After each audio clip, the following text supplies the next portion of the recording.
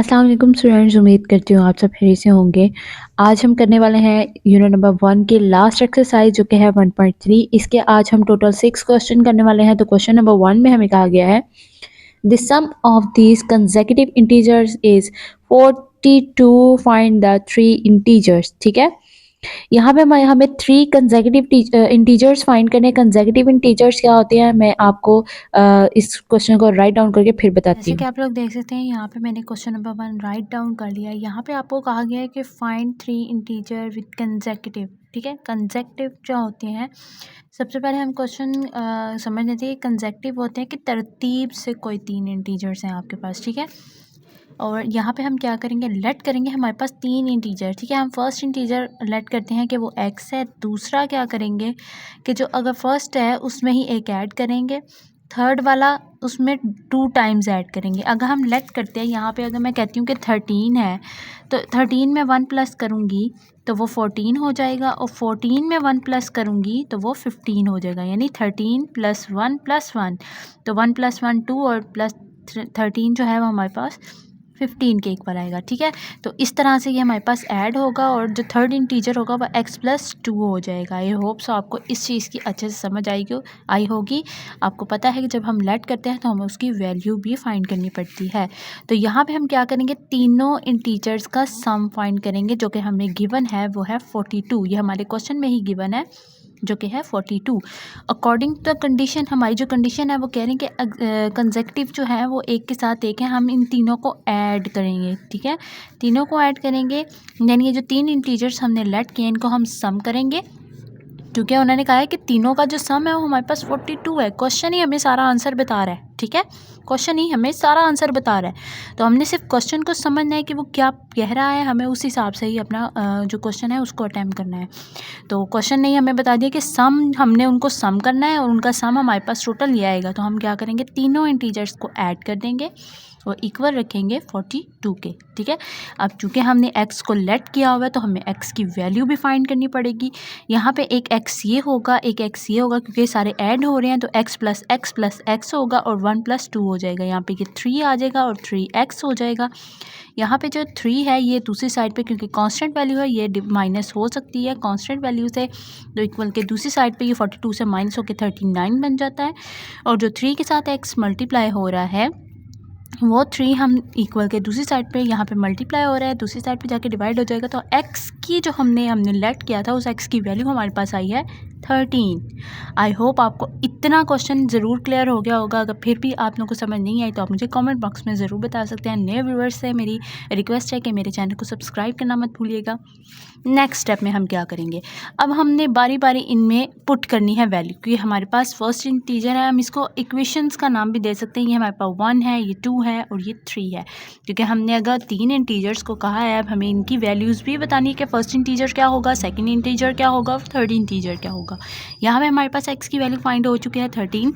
हमने फर्स्ट, हमारे पास हमें पता चल गया जो हमारी फर्स्ट इंटीजर था वो ओनली x था।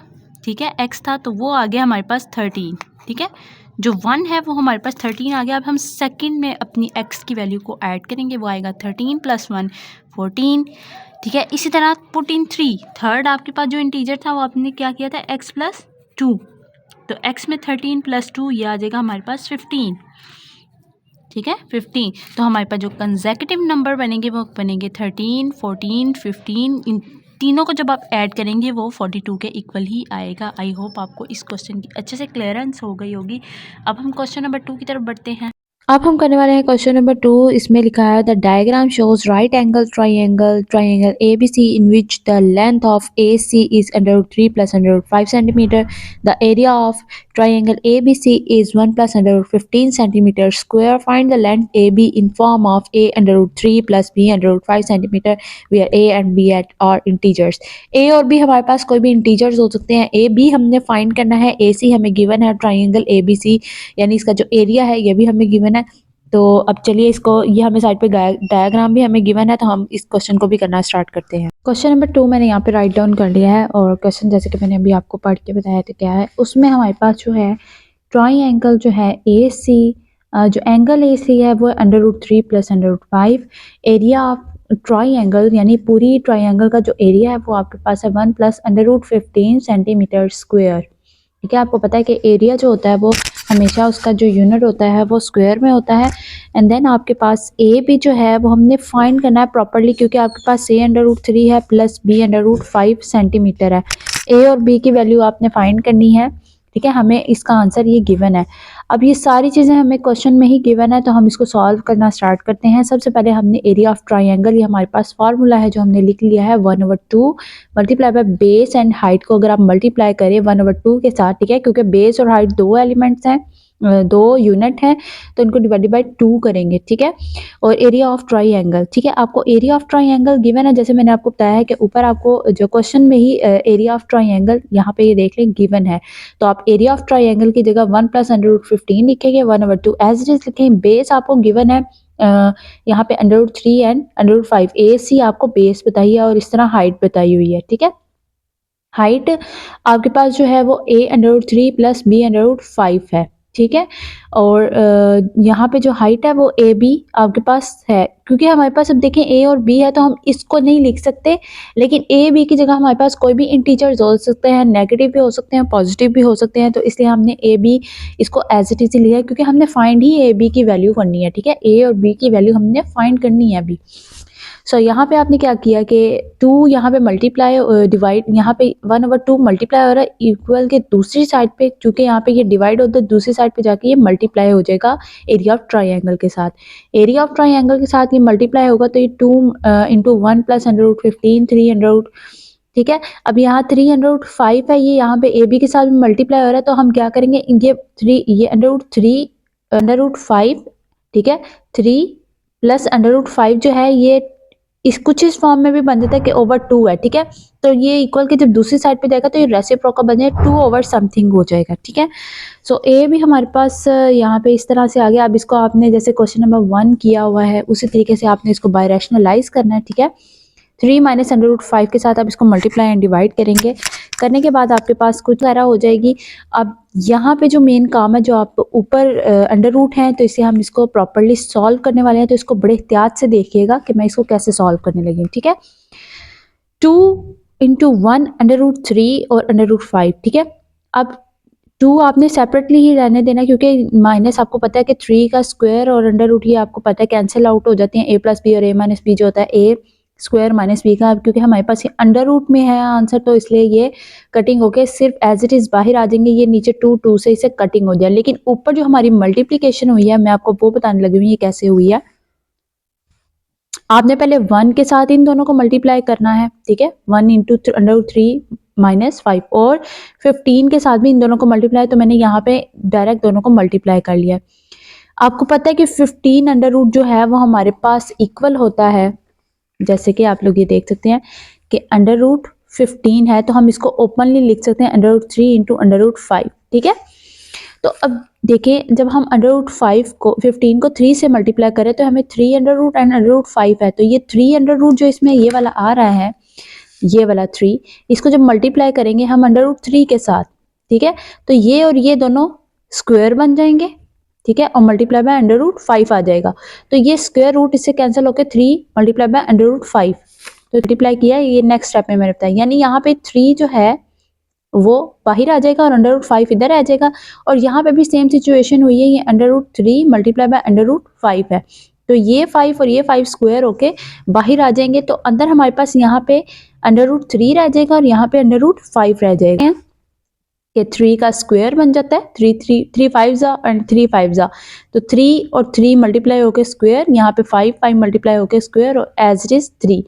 ठीक है, नेक्स्ट स्टेप में क्या किया है, ये आपका एज इट इज ही आ रहा है। ठीक है, 3 माइनस अंडर रूट 5 ये आपका एज इट इज यहाँ से ही आ रहा है कि 1 time this 1 time this as it is. ठीक है, 2 2 से कैंसिल होके माइनस ऊपर आ जाएगा आपका यहाँ पे। ठीक है, ये माइनस इधर ऊपर मल्टीप्लाई हो जाएगा इसके साथ, एंड देन यहाँ पे भी माइनस मल्टीप्लाई हो जाएगा, आपके पास अंडर रूट 3 है।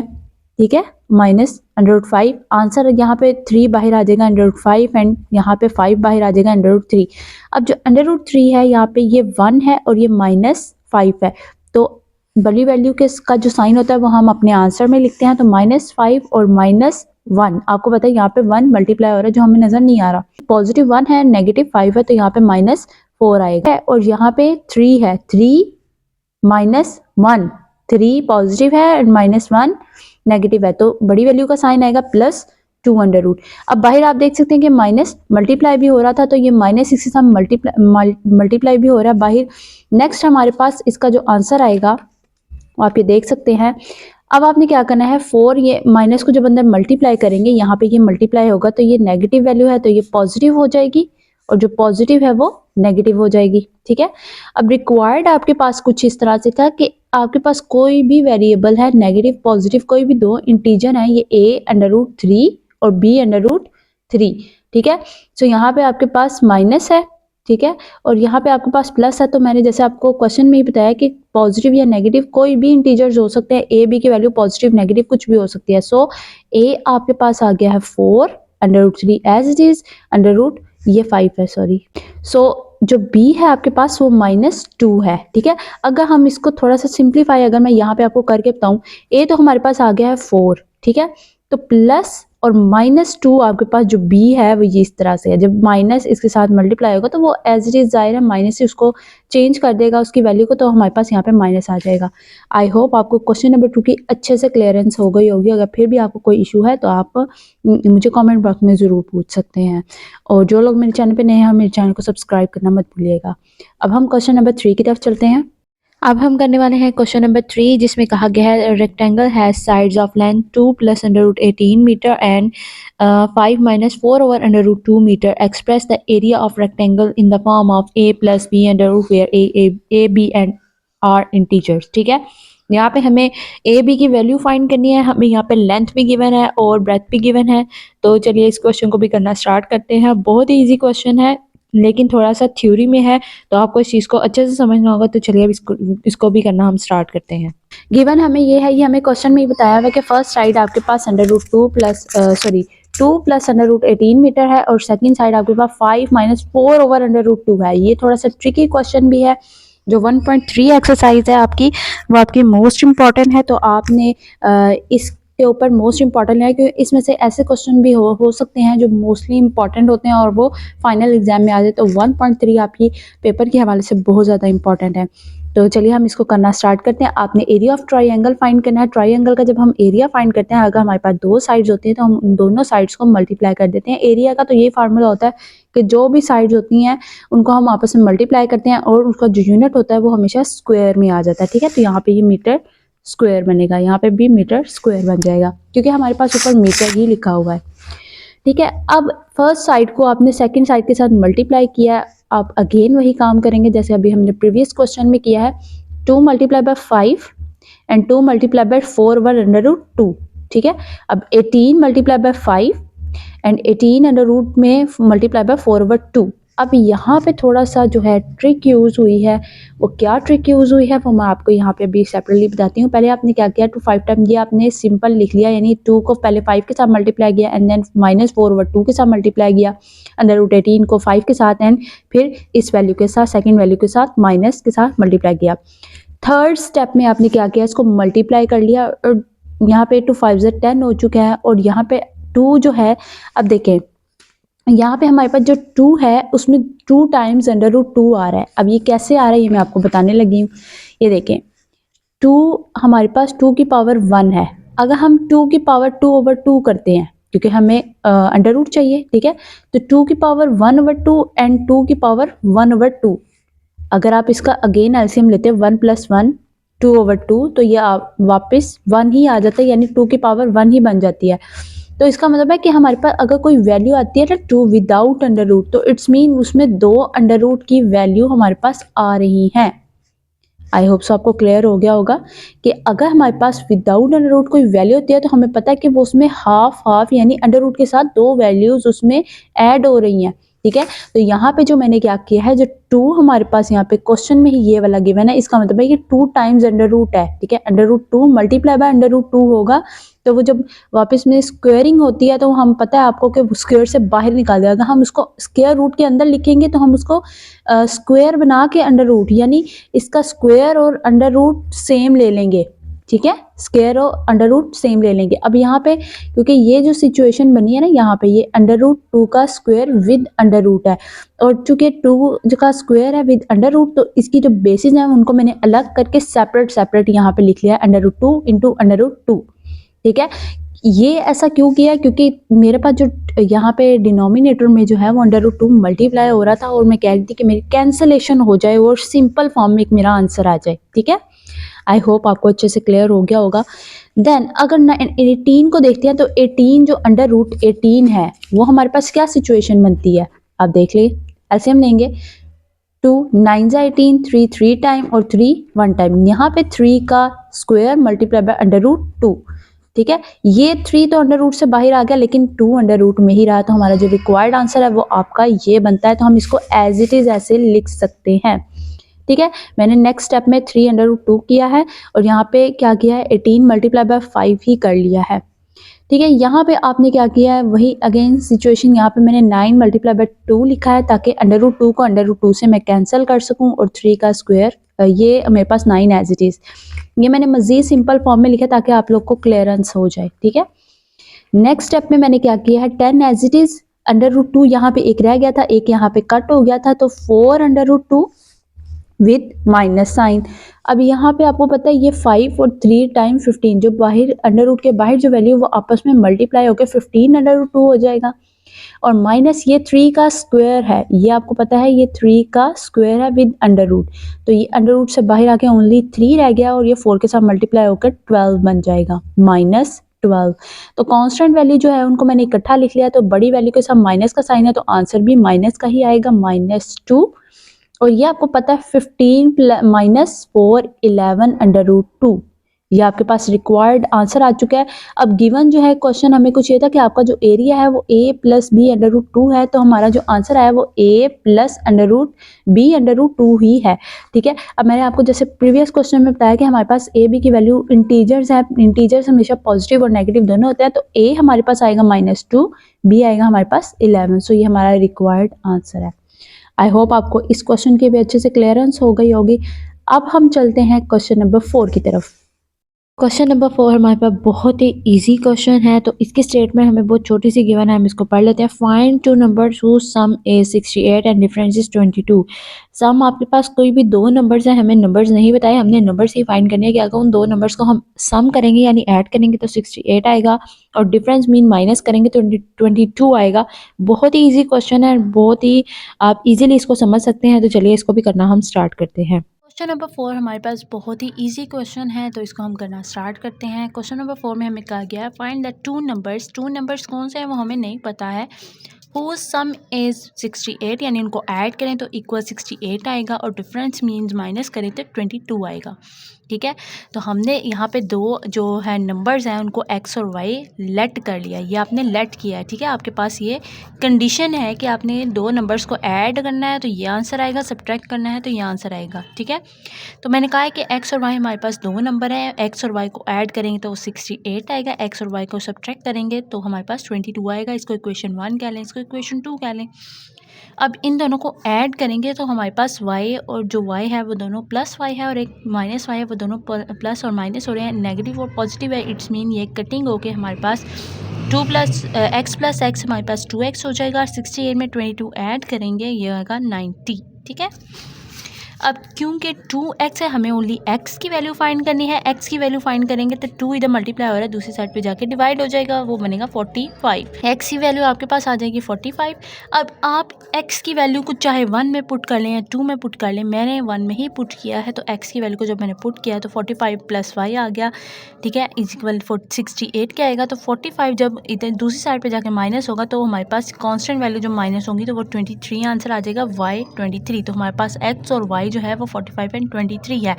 अब जो ये वाला वर्क है ये मैंने आप लोगों के लिए किया है सेपरेट, ये आप चाहें तो एक्स्ट्रा यानी रफ वर्क में करके चेक कर सकते हैं कि अगर आप इन दो नंबर्स को ऐड करें कि आपके पास 68 आता है, और अगर सब्ट्रैक्ट करें तो 22 आता है। अगर आता है तो आपके ये दोनों आंसर ठीक होंगे। ठीक है, ये आपने टेस्ट किया है, यहाँ पे मैंने टेस्ट किया है कि क्या जो मैंने दो नंबर फाइंड किए हैं, जो मैंने लेट किए थे उनके जो मैंने आंसर फाइंड किए हैं, क्या वो सही है या गलत है। तो ऑफ कोर्स ये मेरे सही आंसर आ गए हैं। आई होप आपको क्वेश्चन नंबर 4 की भी क्लियरेंस हो गई होगी। तो अब हम चलते हैं क्वेश्चन नंबर 5 की तरफ। क्वेश्चन नंबर 5 में हमें कहा गया है the weather in Lahore was usually warm during the summer of 2024. The TV news reported temperature as high as 48 degree Celsius by using the formula Fahrenheit 9/5 degree centigrade plus 32. Find the temperature as Fahrenheit scale. ये भी बहुत easy question है। Celsius में आपको given है, आपने इसको Fahrenheit में चेंज करना है। हिंट आपको दी हुई है कि फ़ारेनहाइट में चेंज करने के लिए हम क्या करते हैं, 9/5 से डिवाइड करेंगे। सेल्सियस जो हमें गिवन होगा उसको डिवाइड करने के बाद आपके पास जो आंसर आएगा उसमें 32 ऐड करेंगे तो आपके पास फ़ारेनहाइट में यूनिट चेंज हो जाएगा। बहुत ही ईजी क्वेश्चन है, तो चलिए इसको भी करना हम स्टार्ट करते हैं। क्वेश्चन नंबर जो 5 है वो यहाँ पे मैंने राइट डाउन कर लिया है। तो यहाँ पे आपके पास जो क्वेश्चन है वो गिवन है, आपने जो क्वेश्चन है उसको फ़ारेनहाइट में चेंज करना है, सेंटीग्रेड आपको गिवन होगा। सो जैसे कि मैं आपको थोड़ा-सा यहाँ पे बताती चलूँ, जो हमारे पास जो टेम्परेचर होता है मोस्टली हम वेबसाइट पे जो देखते हैं वो ज़्यादातर सेल्सियस में होता है। तो उसको हम जब फ़ारेनहाइट में भी कुछ, अगर आपको मैं थोड़ा-सा और गाइड करूँ तो फ़ारेनहाइट में हमें, अगर आप याहू वेदर ओपन करते हैं तो हमें सबसे पहले वो फ़ारेनहाइट में दिखाता है। अगर हमारे पास सेल्सियस है तो उसको हमने फ़ारेनहाइट में कैसे चेंज करना है, इसमें हम यही सीखने वाले हैं। बहुत ईज़ी क्वेश्चन है और ये जो है मोस्ट इम्पोर्टेंट भी है, लेकिन इतना इम्पोर्टेंट नहीं है। लेकिन हम इसको ये भी नहीं कह सकते, हम इसको स्किप भी नहीं कर सकते कि ये फाइनल एग्ज़ाम में नहीं आ सकता, ठीक है? ये इम्पोर्टेंट है ईज़ी है, आपने सिर्फ कॉन्सेप्ट को याद रखना है। 9/5 में सेल्सियस को मल्टीप्लाई करेंगे एंड देन जो आंसर आएगा उसमें 32 को ऐड करेंगे। इसको करना स्टार्ट करते हैं।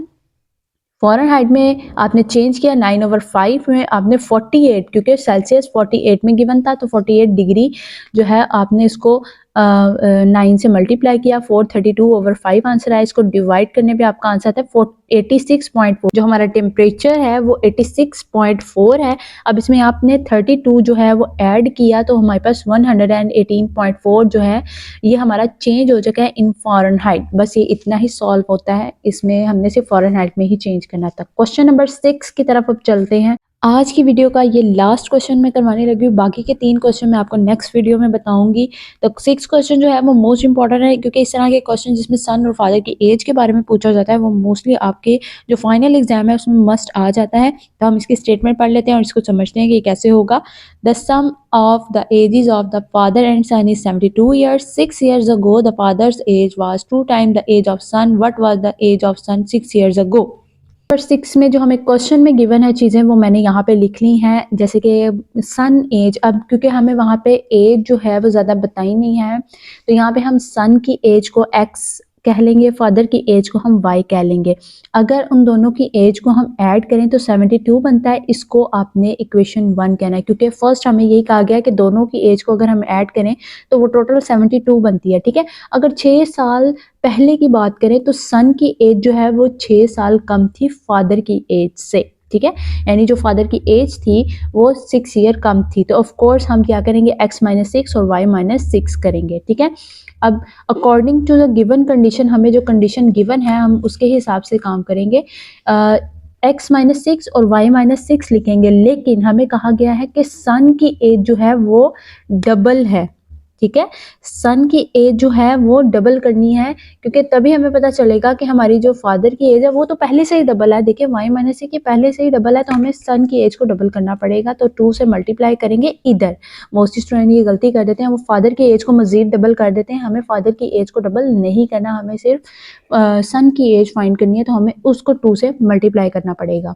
नेक्स्ट आपके पास है, आपने 2 से मल्टीप्लाई किया तो 2x-12 आया और y-6, ठीक है? ये फादर की एज एज इट इज़ रहेगी, लेकिन जो आप सन की एज है वो 2x-12 हो जाएगी। अगेन आपने क्या किया, 2x y आपका यहाँ पॉजिटिव है, दूसरी साइड पे जाके नेगेटिव, और ये 12 इधर नेगेटिव है, दूसरी साइड पे जाके पॉजिटिव हो जाएगा।